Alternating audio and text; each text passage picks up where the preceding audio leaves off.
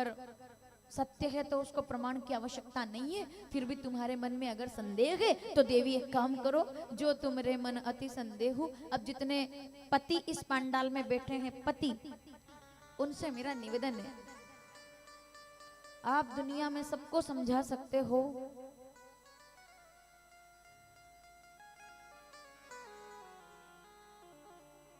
सुनिए फिर से, आप दुनिया में बड़े से बड़ी डील कर सकते हो, किसी को भी समझा सकते हो, पर पत्नी के आगे तो शंकर जी भी हार गए।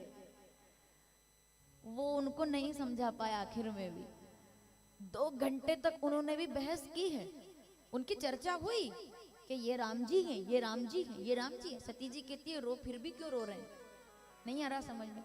उन्होंने कहा फिर परीक्षा कर लो, ठीक है। कई बार घर में ऐसा होता है कि जब पति पत्नी के बीच में कोई बात होती है, इधर से ये देवी जी बोलती है, उधर से पति बोलते हैं, फिर देवी जी पति 2 शब्द बोलते हैं, तब तक पत्नी 1000 बात पूरी कर चुकी होती है, और 2-2.5 घंटे के बाद निष्कर्ष, हम तो सब अच्छे लोग हैं, दूसरी जगह की बात है। सुनिए, दूसरी जगह ये होता है, और जितने बंधु बैठे हैं, अगर मैं ठीक बोल दूं तो आप विचार करना, 2-2.5 घंटे के बाद भी जब कोई निष्कर्ष नहीं निकलता तो क्या होता, पति देवता गाड़ी की चाबी उठाते हैं और निकल जाते हैं। उन्होंने कहा तो यही शंकर जी ने किया, देवी ये राम जी हैं, नहीं मानी, यही सीता राम जी है, नहीं मानी, क्या हुआ अब आप देखिएगा। पीछे तक बैठे लोग बहुत सावधानी से सुनना, जो तुम्हारे मन अति संदेह तो किन जाई।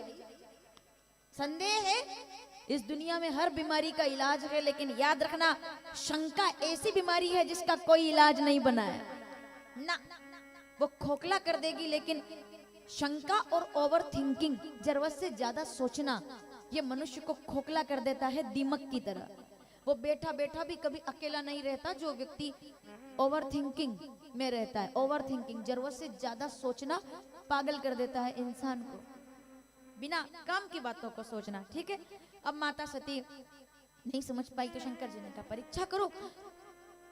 माता सती चल दी, तो भी शंकर जी ने रोक करके कहा, टोक के कहा, जासे मिटे तोर भ्रम भारी, करऊं सो बेगी विवेक बिचारी। जा रही हो अकेली, क्यों जा रही हो? बोले फिर क्या ले जाऊं? आहा क्या बात है, तो फिर क्या ले जाऊं? पीछे तक के बैठे लोग, तो फिर क्या लेकर जाऊं? बोले सब छोड़ जाओ, विवेक अपने साथ लेकर के जाओ, क्योंकि इस समाज को खतरा अनपढ़ व्यक्ति से नहीं है, इस समाज को खतरा पढ़े लिखे व्यक्ति से भी नहीं है, इस समाज को जब जब भी खतरा है, विवेक शून्य व्यक्ति से हमेशा खतरा होता है, जिसमें विवेक नहीं होता। मेरी बात को फिर समझिएगा, ये बात आप लोग बहुत अच्छे से जानते हैं। आपका बच्चा जब कार लेके उज्जैन जाता है तो आप उससे क्या बोलते हो? आपका बेटा जब बाइक चलाता है माताओं, आप उससे क्या बोलते हो? बेटा गाड़ी धीरे चलाना, क्योंकि तू तो पायलट है, पर सामने वाला वो पागल है, वो समझ के नहीं आएगा। समझ गए आप? तू तो बहुत अच्छी चलाता है गाड़ी, पर सामने वाले का जो कंट्रोल है वो तेरे हाथ में नहीं है, इसलिए तू संभलना। समझ गए आप? क्योंकि सामने वाला विवेक शून्य हो सकता है, और जब सामने वाला विवेक शून्य होता है तो खुद का भी नुकसान करता है और सामने वाले का भी नुकसान करता है। इसलिए इस समाज को खतरा अनपढ़ लोगों से नहीं है, इस समाज को खतरा पढ़े लिखे डिग्री धारकों से नहीं है, इस समाज को जब जब भी खतरा हुआ है विवेक शून्य लोगों से हुआ है। नहीं, बिना प्रमाण के नहीं बोलूंगी, कथा तो आगे सुनाऊंगी, लेकिन रामचरितमानस अयोध्या कांड दोहा नंबर 12-13, नाम मंदमती।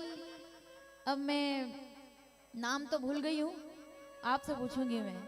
पूरी अयोध्या में जितने लोग थे सब विवेक संपन्न थे, केवल एक जीव ऐसा था जो मंदमती था, या अगर था कहूं या थी तो समझ जाओगे आप। वो कौन है जो विवेक शून्य है, जिसने पूरी अयोध्या की गाड़ी बिगाड़ के रख दी? याद कीजिए। नहीं मुझे नहीं याद, मुझे केवल इतना याद है, रामचरितमानस अयोध्या कांड दोहा नंबर 12-13, नाम मंथरा मंदमती चेरी के कई केरी, अजस पुटारी ताही करी गई गिरामती फेरी। इस दुनिया को जब भी खतरा है विवेक शून्य लोगों की वजह से हुआ है, जिनमें विवेक नहीं होता, और वही दुष्परिणाम लाते हैं, चाहे वो मंथरा हो या शकुनी, ठीक है ना।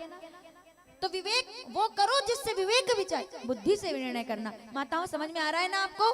शंकर जी ने रोका टोका लेकिन नहीं माने, और आई राम जी के सामने, तो राम जी उधर से रोते हुए आ रहे थे। माताओं सावधान, राम जी उधर से रोते हुए आ रहे थे। तो आगे आगे सीता बन करके वो चलने लगी। आप लोग कथा का प्रसंग अच्छे से जानते हैं कि पुनि पुनि हृदय विचार करी, धरी सीता कर रूप, आगे होई पंथ चली, जैते ही आवत नरभूप। सीता बन करके आगे आगे चलने लगी। तो राम जी ने तो पहले नहीं देखा, पर लक्ष्मण जी निहारते जा रहे थे इधर उधर कि सीता कहाँ है, भाभी कहाँ है। राम जी देख रहे थे सीता कहाँ है, लक्ष्मण जी देख रहे थे भाभी कहाँ है।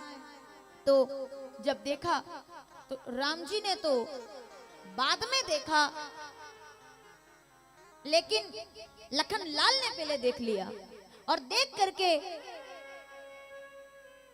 मन में आया, प्रणाम नहीं किया उन्होंने, ऐसे देखा उनको, अच्छा सीता भाभी आगे जा रही है। अब आप मुझे एक बात बताओ, परीक्षा किसकी है? राम जी की। और पहली बेंच पर स्टूडेंट बन के बैठ गए लखन लाल, पहला पेपर ये क्लियर करेंगे।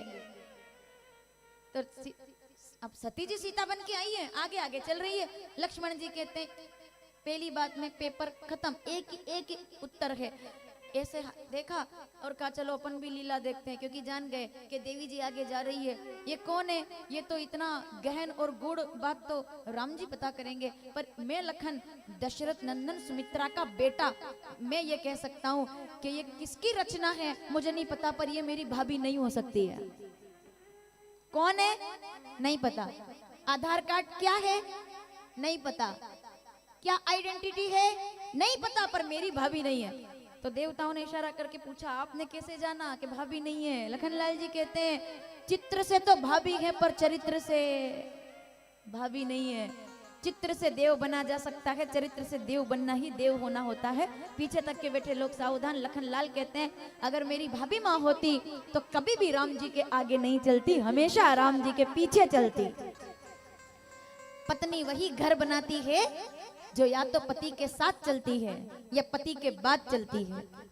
आगे चलना जब होता है तो घर टूट जाते हैं, जब पत्नी आगे चले। ये समाज का नियम है। पत्नी को कैसे चलना चाहिए? पति के साथ। अब आप मेरी बात, शायद मैं 2 पंक्ति में इस बात को पूरा कर दूंगी। एक मेरे मन में बात है, बोल देती हूँ मैं। पति के आगे चलने से मतलब आप ये समझना कि पति देवता पीछे रह गए तो अपन आगे चल रहे हैं, तो हम वो नहीं, वो आगे पीछे चलने वाली बात नहीं चल रही है क्या समाज में। मेरी बात याद रखिएगा। पत्नी कौन, इस समाज की कड़वी हकीकत है ये। अगर पति ग्रेजुएट हो और पत्नी अनपढ़ हो तो वो घर चल जाएगा, समाज का नियम है। अगर पति पढ़ा लिखा है, पत्नी को अनाराम भी नहीं आता, उस घर में तलाक नहीं होगा। लेकिन उल्टा कर दो, पत्नी पढ़ी लिखी हो और पति अनपढ़ हो, तब वो गाड़ी बहुत दिन तक चलती नहीं है, वहां विरोध होता है। मैं गलत बोल रही हूँ क्या? पढ़ा लिखा पति अनपढ़ पत्नी के साथ एडजस्ट कर लेता है, लेकिन पढ़ी लिखी पत्नी कई बार अनपढ़ पति के साथ एडजस्ट नहीं